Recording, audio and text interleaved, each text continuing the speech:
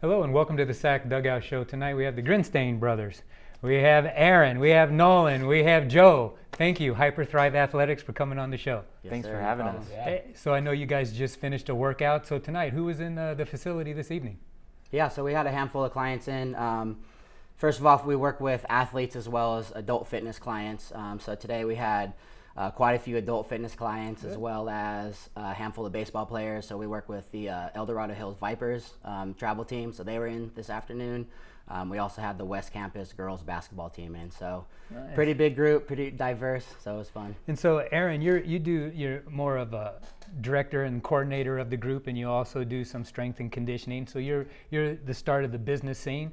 You got your agility and you got your strength and coordinators. I know, Joe, you assign certain programs, and you on Instagram you're starting to put workouts in. So as brothers, your parents must be very happy to see you all get together and actually work together, huh? Mm-hmm. Yeah. They like that we're all back in the area, that's for sure. Oh, really? So where's your parents from? Where are you guys originally from? So we're originally from Sacramento. Yeah. We all grew up in the Natomas area. And then we all did our various college degrees places, did internships around the country and the world, and then kind of came back to the Sacramento area to create what is now Hyperthrive Athletics. Yeah, Nice. and they're actually our clients now, so Yeah. they get to see it Payback, huh? firsthand. Yeah, exactly. We're training them now. Bear crawls all day. Yeah. Let's go. Can you give us a little history of Hyperthrive and what made you guys want to go into business together and create this company? For sure. So it definitely wasn't necessarily planned. So like Nolan said, we were kind of all in different places through school and internships and different relationships and that type of thing. And I think once we all came back to Sacramento is when we kind of started brainstorming and putting the idea together. I don't think we were all planning getting degrees in like kinesiology or exercise science. It kind of all just happened. So it wasn't necessarily like a planned thing where it was like all our life we were like, yeah, we need to do all this and start a business together or whatever the case may be. So I think once we all came back and just started feeding off each other and having fun together and building our business, that's kind of when the whole big idea came together. So you guys work out like individually, right? Before you guys started Hyperthrive, what made you think of, because I saw your stuff on Instagram and your website and stuff, and you guys have very specific workout routines and stuff. So what made you guys think of this concept of health, fitness, health classes in around sports? Definitely. I think it was with us. We just grew up in the sports culture. We all grew up playing sports. We were all kind of 3-sport athletes even through high school. So we always knew that sports and fitness were a passion. And like I can speak for myself. When I went to Chico State for my degree, I actually started as a graphic design student. So I had no intention of going into the strength and conditioning field. And I realized through that it just wasn't my calling. I was in 3-hour classes where I was supposed to be on a computer for 3 hours. And like 45 minutes into it, I would have to stand up and just go walk around campus just because I couldn't be on a computer for that long. And so I did a little bit of soul searching, and for me, it was like my favorite part of the day, every single day, was going to the gym. And I feel like I'm a teacher just by kind of natural disposition. I like teaching and I like sharing information in that way. And so it kind of just like naturally happened where I went into that field. And it almost happened the exact same way for all of us, where we weren't thinking that was our career, but it was a passion. And we all have a passion for sharing fitness. So it really kind of just happened. Like it wasn't planned, as Aaron said. So when if it wasn't planned, did you get your start? You said when I was talking to you before, you did it out in Alabama. Yes. So I definitely I was the kind of person where I didn't want to put myself into a field unless I was completely certain that it was what I wanted to do. And the way that I made certain that it was what I wanted to do was I exposed myself to internships throughout my college career. So I actually started at Capital Strength and Performance in downtown Sacramento. I followed that up with an internship at the University of Alabama and then the University of California, Berkeley. And then I went out to Boston and did my last internship at Cressy Sports Performance. So they're in the Northeast and in Florida. So I was kind of all over the place, but that's definitely been kind of how I've gotten my success is through the mentors that have poured into me. So my internships were definitely a massive kind of point in the direction of where I wanted to go with my career. And so, Aaron, a lot of it, you're running the business side of it, as well as doing the training and fitting everything in. Do you guys help them out on the business end of the books, or is it just left for Aaron? As much as we can. Okay. Can you break down the I'm sorry, Ty. Yeah. Can you break down like the customer cohorts? I know you said you had women's sports teams in, you have men's baseball, you have adults. Can you break down the type of demos you have? And then operationally too, because I'm interested, is this strength and conditioning? Is this boutique fitness? You guys do class-based? Can you kind of break down what a day is like at Hyperthrive? Definitely. So we kind of consider ourselves strength and conditioning or athlete performance. So most of our adult clients will kind of fall into like the strength conditioning side. We're definitely not, it's not crazy where we're throwing a bunch of bars over our head or anything like that. So, I mean, we definitely start people where they need to be started and lay a foundation and slowly build on top of that.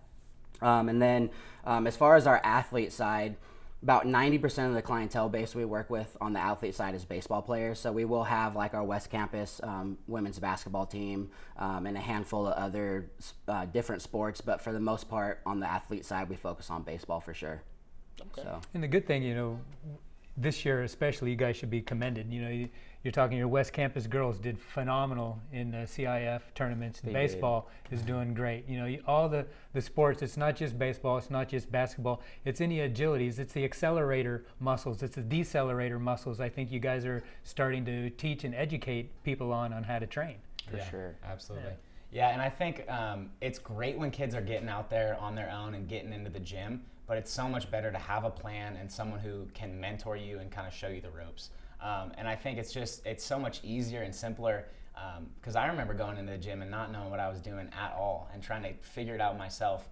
And it's just so much easier if you put yourself in the position where people are there who've been through it, but also know what it takes to get to the next level physically and mentally, and can kind of guide you. And I feel like a lot of what we do is so outside of strength and conditioning. It's just getting these kids to think a little bit more clearly about goal setting and what it's going to take to get there.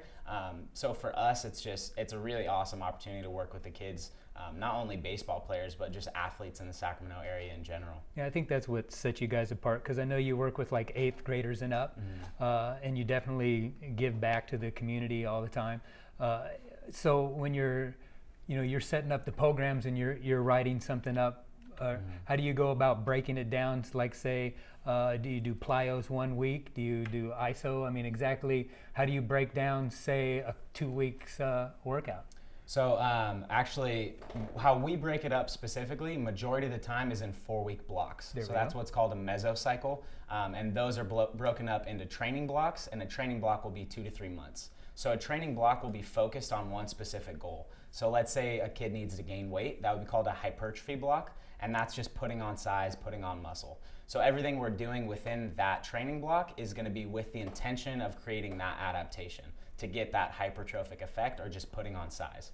From there, it's broken down into 4-week blocks. That's your mesocycle. And with that, basically for 3 weeks, we're intensifying the workouts. So you're having to, get that adaptation throughout those 3 weeks. And then that 4th week is called a deload phase, where we drop off the intensity, give kids the opportunity to recover and rest so their body can make that adjustment.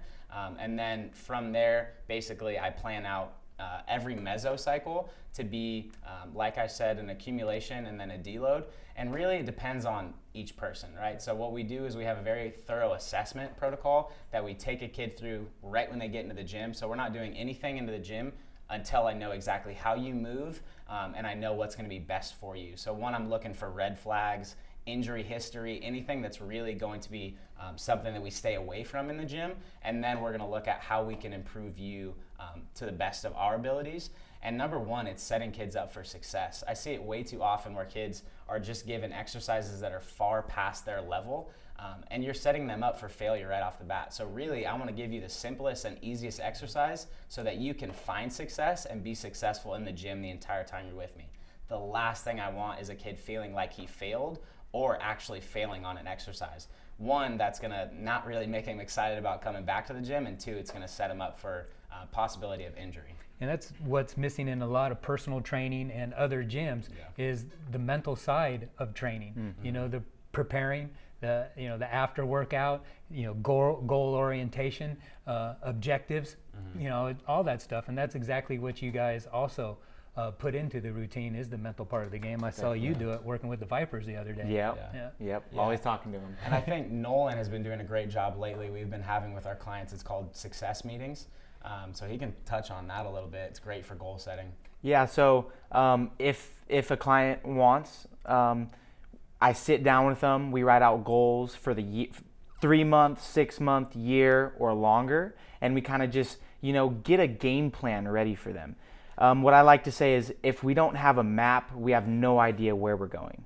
So we like to write out our goals and our aspirations, and then through time we schedule plans to hit those goals. And that could be anything from physical, mental, aesthetic, it can be anything. I want to walk a mile. There's, some people that after walking a mile, breathing hard, so that could be a goal. Once I walk a mile, I want to feel good after that thing. So just kind of sitting down, building a roadmap, and kind of going from there. And then the other big thing that I see that you guys do that I feel most gyms don't is the most important to me: recovery. Arm recovery, body recovery, mental recovery. I mean, especially, you're in there the other day. I was working on a lot of the ladies with recovery and stretching and stuff like that. So how important to you guys is the recovery process? It's huge. We prioritize recovery just as much as we do with the training. Recovery involves nutrition, it involves sleep, breathing, just kind of mindset or clearing, or even like meditation. So we do a lot with the recovery, no matter who's in our gym. So whether it's an adult fitness person, whether it's an athlete, and ultimately, there's going to be so many gains built from doing those recovery things, and it's just going to make us that much more effective in the gym and just in life in general. Absolutely. A lot of the main athletes, the runners and the sprinters, they're always worried about the lactic acid in their body. How can you get the lactic acid out? So when you're doing somebody that's doing plyos or doing the CrossFit training and stuff like that, what do athletes like that, the more extreme athletes, need to do? I'd say a lot of the times they just need to plan, especially with something like a plyo or a sprint. So a sprint is the most stressful thing you can do to your body, to your nervous system. It's the fastest thing a human body can do. And so when you're doing that, you really need to plan out time accordingly to rest from that and recover from that. And I think that's one of the biggest things that we try to educate people on, is we're just providing you with a stressor. We're just providing you with a stimulus. You're here for 1 hour out of the day, but the 23 hours outside of it are just as important, right? We're not making any gains until we recover. So let's say, I know a lot of people will just go into the gym, and if they have a plan, that's what they're sticking to, right? But you need to adjust based on what's happening the 23 hours outside of that. So if I have a kid that came in and it looks like he's dragging a little bit, it might be finals week, maybe he got into an argument with his girlfriend, something like that. As a coach, I need to have a conversation with you, see what's going on, and then adjust from there. Because a kid that's coming in fresh, he had great meals the day before, he's hydrated, he's gonna lift a lot differently than a kid who got 4 hours of sleep and was stressed about a test. So it's really having a conversation about all the things that are going on outside of the gym, making sure they're recovering, and if they're not, we need to make an adjustment in the gym. And also on that same topic, a lot of people think the more elite athlete you are, the harder they can go. Well, actually, it's the complete opposite, because what happens is the more elite the athlete is, the more internal damage which is created. So they produce more horsepower within their body, so they're going to need a lot more recovery because of that internal damage. But a lot of people think, oh, professional athlete, they can just go. Well, their body is actually getting broken down a lot faster because of the internal horsepower. Absolutely. Well, we'll be talking about elite athletes and more after this break. This has been the Sac Dugout. We'll be right back.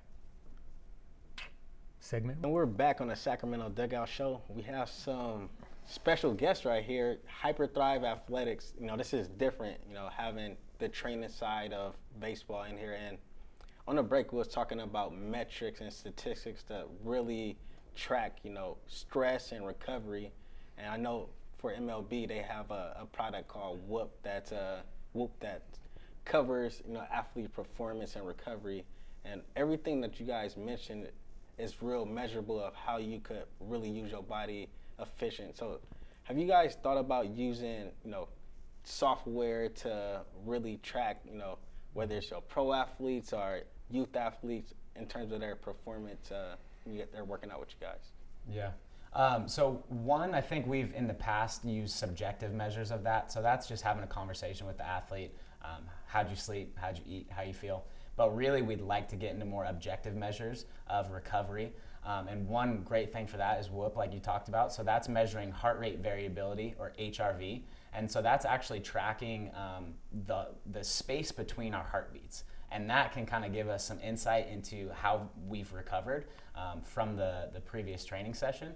And so for us with our pro guys, that's something we'd like to implement coming this off season, just so we have a more objective measure about really how they're feeling. Because you do get some guys who come in and maybe they are sore, but they're the kind of guys that want to get after it, and they'll tell you, "Oh, I'm feeling great, coach." And then you have another guy who probably feels great, but maybe he's just a little bit of a slacker in the gym. So it gives you a little bit, gives you a little bit more of an objective measure about how that guy is feeling on that day. But I think it's really, you can balance the two. You can use those subjective measures and the objective measures, and it's a way for a coach to have a more educated approach on how their athlete is actually feeling. And one of the big things, for recovery and for preparing is nutrition. And I know a lot of the kids I talk to, it's like, it's not what you eat this morning, it's what you eat the day before. Yeah. So can you talk a little bit about the proper way to, fuel yourself and to prepare for, like say, my high school team, we play Tuesday, Thursday, Saturdays, right? How would you fuel your body for a Tuesday, Thursday, Saturday? Yeah. So we have your 3 macronutrients: your protein, your carbohydrate, and your fats. Okay, so those are the 3 food groups that you want to really focus on. As far as athletes, a lot of the times we're giving advice is eat more. That's usually the case. But we can break it down into those macronutrients, and whenever we say we have a long day, a doubleheader, we want to get a lot of carbohydrates, because our body, that's our energy source. And that intake of carbos would be?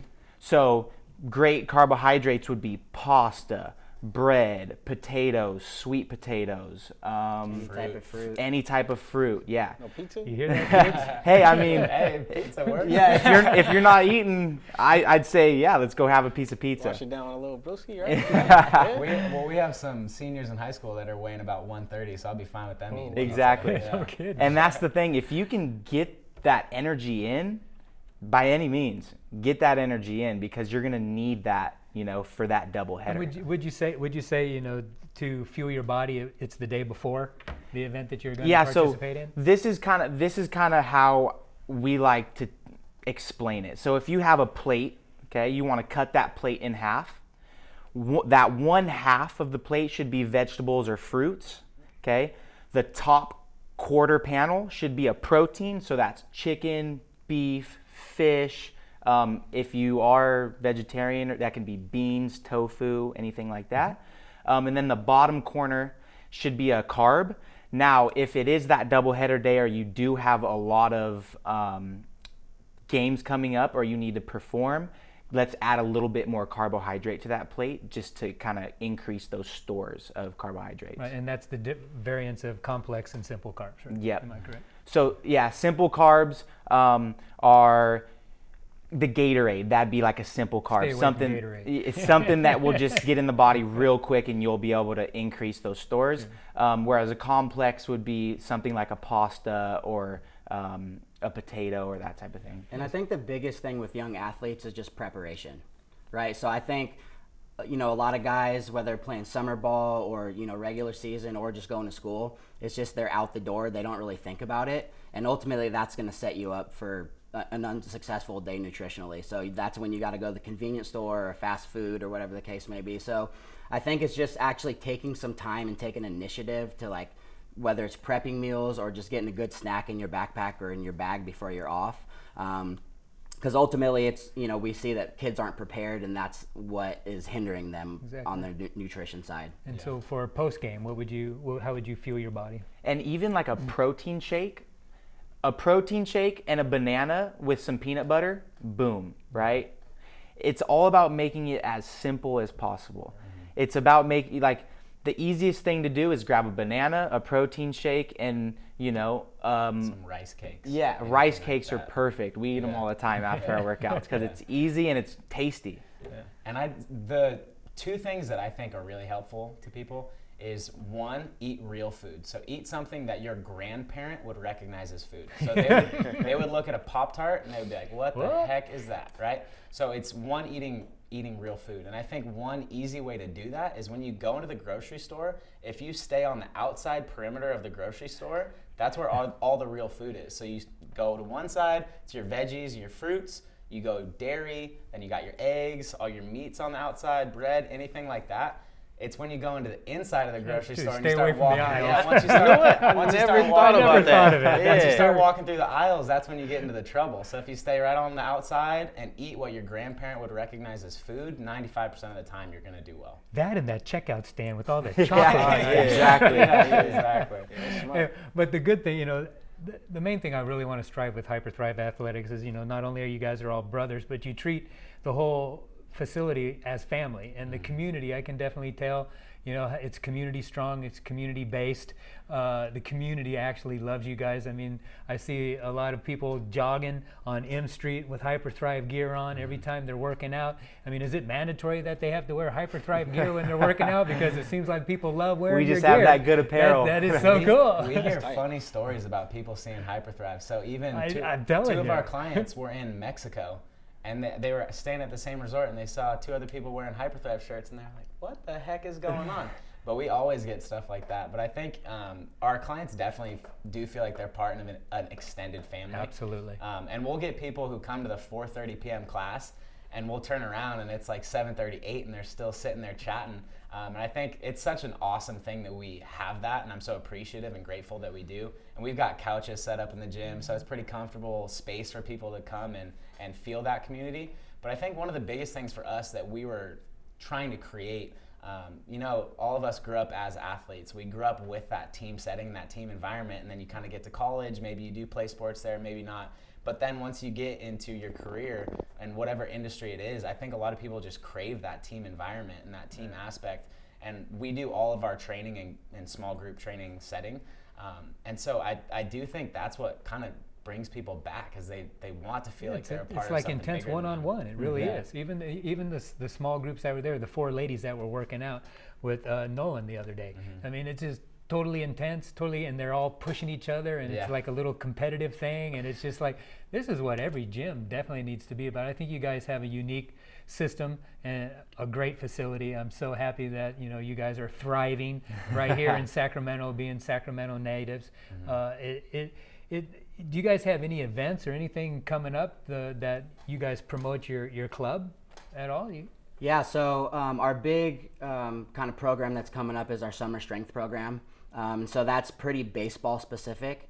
So we typically start right that first week of June. So this year it's going to be June 3rd, and we run it all the way through about the end of August, right before school starts. And so that's our super comprehensive athlete development program. So they're going to come in, like Joe talked about, comprehensive assessment, just so we can kind of basically get a background before we get them rolling. And we'll have guys from the D1 level, D2 level, NAIA, JUCO, and local high school kids. So typically we're about 8th grade all the way up to the high-end college level. And so that's our big program coming up. We're excited about it. It's pretty much our busiest time of year, most exciting time of the year. So that's kind of what we have rolling. You guys want to add anything to that? No, excited for summer to start. Yeah, I'm pumped. Well, you know, we were talking, you know, off camera, you know, Dominic, Dante, and I, we started up the Sacramento M's. You were saying that you had a lot of M's players coming in and work out. Do those M's players work out hard? Do they work out right? What are they doing? Let us know. Oh yeah, everybody that comes in works out hard and works out right. Yeah. So, Yeah, you get have 'em to right. say that. But you know, with the other unique thing about Hyperthrive, if you're trying to find a club or if you're looking for a club, do you give an opportunity to come in and try it out? Absolutely. Yeah. So we always give a free 1-week session to anybody that wants to try it out. We think it's just best that both parties see that it's a good fit, Yeah. and we have really good retention rate on that, so we're fine with doing free work. That's also something that we love to do in the community is if there is a school that wants work, whether it's, you know, a speed and agility camp, or maybe it's a baseball team that wants to learn how to use rotational med ball work a little bit better. We love getting out there in the community and doing free work, just because this is where we're from. We're from Sacramento. We were in the same position as those athletes, and I wish when I was in high school I had a coach that would come and, you know, teach me how to lift properly and how to eat properly, how to make myself faster. So for us, it's like we're going to take any opportunity we can to get out in the community and help the athletes that, you know, we feel so connected to. Well, I think it would be very beneficial for any high school coach, any high school team. I mean, you can see the ladies at West Campus and everybody that you involve with, how well they've done at CIF, just working with you guys for a short period of time. So if there's any high schools in the Sacramento area, any teams that really want to get serious about their team and where they're at in the standings, I really feel they should check Hyperthrive out, try to get some serious workouts in. Yeah. You'll definitely see a huge difference, and you'll probably go up in the rankings as well. Yeah. So hey, you know, for Joe, for Nolan, for Aaron, I really appreciate Hyperthrive being on the show. You'll see all the credits and all their contacts. So before we go, where are you guys located? Where can they find your facility? Yeah, so we're in East Sacramento, right by Sac State, so we can actually see the stadium lights from our facility. So the closest cross streets are 65th and Folsom Boulevard, so kind of right there in the heart of East Sacramento. We're on actually Elvis, so 6670 Elvis Avenue here in Sacramento. Yeah. So that's kind of where we're located. We're very active on social media, so I would say that's the number one place to find us and kind of see the work we're doing and have questions answered. And we're very active on engaging with people. So yeah, any way And we you can help. get good free workouts if you just follow Instagram too. Yeah. It's very true. They put that out all the time. I mean, it's just, to me, as far as I'm concerned, it's the place to be. So you guys, Hyperthrive Athletics, you know, really appreciate you guys being on the show, and I hope you have a great summer season this year. Thank you for very having much. us. Appreciate it. Yeah.